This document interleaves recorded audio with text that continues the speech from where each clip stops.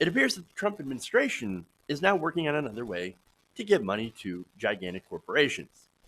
Now, according to Bloomberg, the Treasury Department has taken the first step towards eliminating remaining regulations designed to prevent the offshoring of money, of profit.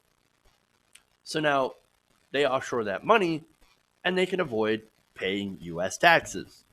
They are literally saying, we want to make it easier for you to go and offshore your money so you can basically dodge taxes. Now, this is Stephen Mnunchin. He's pushing this within the Trump administration. And he said in a statement, the reason that they're getting rid of these regulations is because, you know what? We don't need them anymore. The 2017 tax law, he said, rendered Obama era rules against offshore tax avoidance obsolete.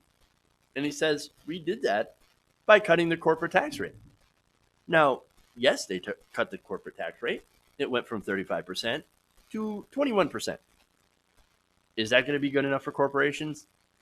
Hell no. You guys were not paying attention if you think so. No, these corporations want to continue to hoard their money, and they're still continuing to hoard their money in offshore tax havens, like the Cayman Islands, Bermuda, Ireland, all these different places where they stash their money, and they're, like I said, still stashing their money. And so, is this going to be effective? Of course not. But it's going to be more effective in not punishing those corporations that are continuing to do so. But now here's the thing. In addition to the giant tax cuts for the rich that they gave, cutting the corporate tax rate, it did give pass-through income a whole bunch of breaks. Investment income, businesses like Donald Trump's benefited greatly to these tax cuts. But still, these corporations, they're incredibly greedy. And so they are going to continue to offshore their money, which is why Mnuchin is saying, don't worry, guys, I got your back. Especially going into this election, we need all the help we can get, especially if we're going up against a progressive. We're going to need a lot of donations, a lot of corporate money going into our coffers. All right, well, there you go. Now, here's the thing. To say that these rules are obsolete is an absolute joke. How stupid do they think we are? Look, again, if they pay nothing by going overseas, right, and hoarding their money in taxes, and then later on, as they've gotten plenty of times, it happened under Bush, happened under Trump, where they go and get basically a tax holiday where they pay, I think it was 5% in the last round of tax cuts through the Tax Cuts and Jobs Act. They only paid a 5% tax on their income. They're going to keep doing that.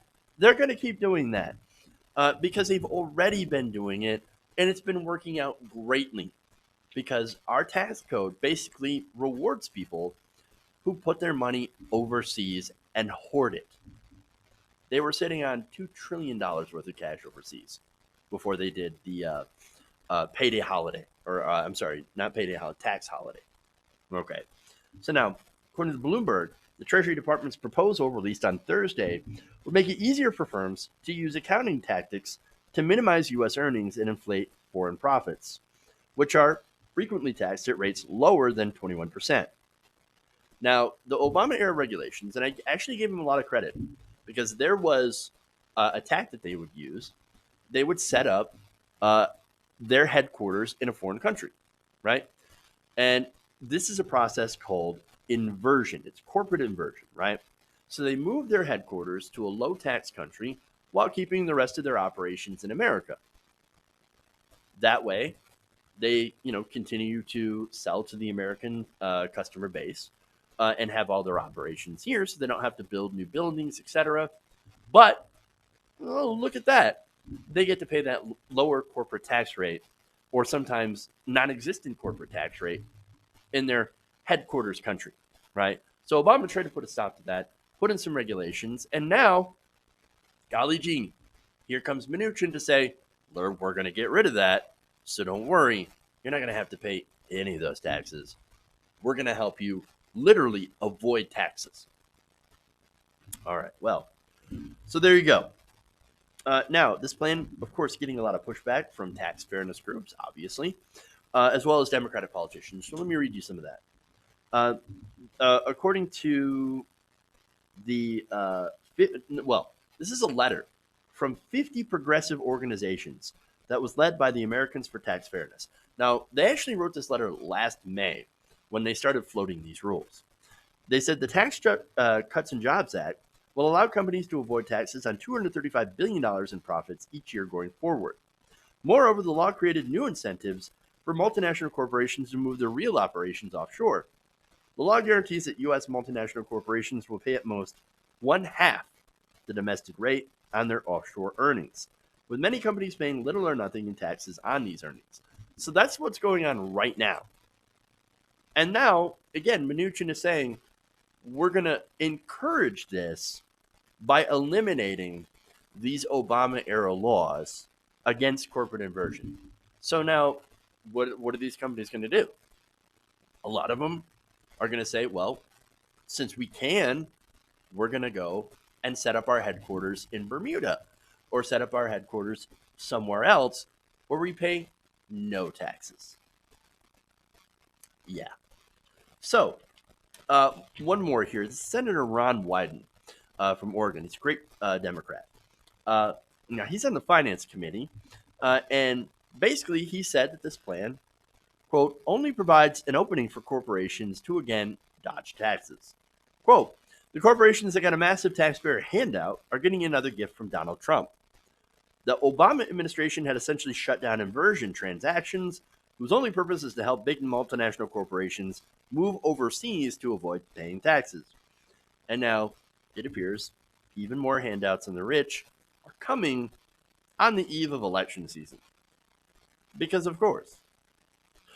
So, another gift to the donors, by the way, and another way to ensure that Trump and Republicans continue to get massive campaign contributions from these giant corporations.